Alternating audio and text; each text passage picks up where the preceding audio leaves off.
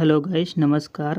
आप सभी का हमारे न्यू ब्लॉग में आपका हार्दिक स्वागत एवं अभिनंदन है। तो आज के ब्लॉग में रहेगा कि हम लोग मेला घूमने जा रहे हैं, तो वहां का वीडियो दिखाते हैं, जो कि मेला लगा हुआ है रानीगंज अजगरा में। तो चलो वीडियो को स्टार्ट करते हैं। आगाज भाई हाय होए कर रहा है यार।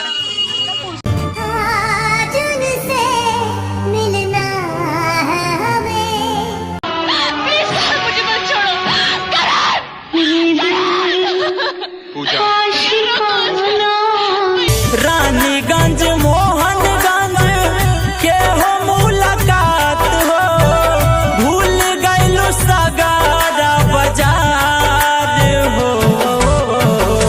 जिला प्रतापगढ़ में खैले रहलू किरिया, कैसे बदली गइलू जान